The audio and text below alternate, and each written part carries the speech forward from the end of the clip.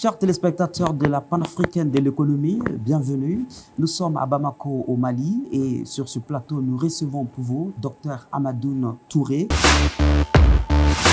Parlant des télécommunications en Afrique, en 1999, quand je venais à l'UIT pour la première fois en tant que directeur élu du BDT, du Bureau de développement des télécommunications, comme vous le savez, à l'UIT, on a 5 fonctionnaires élus. J'étais parmi les 5 à la tête. Et donc, en ce moment-là, la couverture de téléphonie d'Afrique, c'était 5%. Et quand je quittais en 2014 à mon poste de secrétaire général, au moins en téléphonie, l'Afrique avait atteint une couverture de 70%. La télévision numérique a vu le jour pendant mon temps à l'UIT et j'ai poussé pour que au 15 janvier, au 17 janvier 2015, pour que le monde entier puisse basculer en télévision numérique. Sur le plan des technologies de l'information et de la communication en général, il y a eu beaucoup d'avancées. Certes, beaucoup reste à faire, mais l'Afrique a sa place aujourd'hui dans ce domaine-là. En 1998, quand je faisais ma campagne, c'était le président Alpha Omar Konaré qui était le président de la République et il a soutenu ma candidature. Et en 2006, quand j'étais candidat pour le poste de secrétaire général, c'était le président Amadou Toumani Touré qui était président et ils ont tous mis le paquet. Vous savez, à l'arène internationale, j'ai eu la chance que j'étais le premier Malien à être élu à ce niveau de poste-là. Aussi, le pays a fait une très bonne campagne pour moi, donc je suis vraiment reconnaissant pour cela.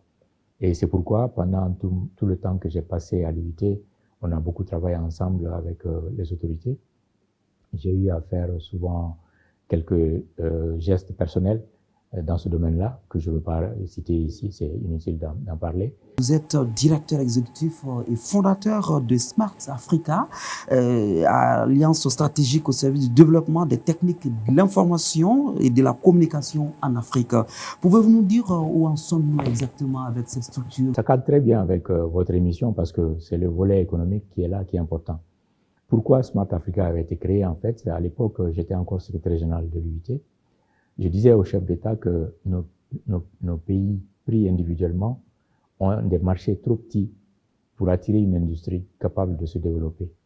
Parce que notre continent ne se développera que si nous allons commencer à fabriquer, à concevoir et fabriquer des équipements, à concevoir des logiciels et à les développer chez nous ici. Et si nous donnons l'opportunité à des jeunes Africains de concevoir des logiciels, de faire des applications, parce qu'une application c'est quoi? C'est une solution récurrente à un problème récurrent.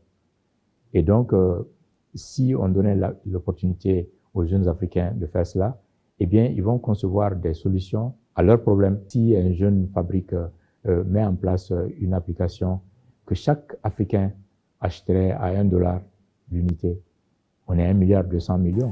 Donc, il est milliardaire.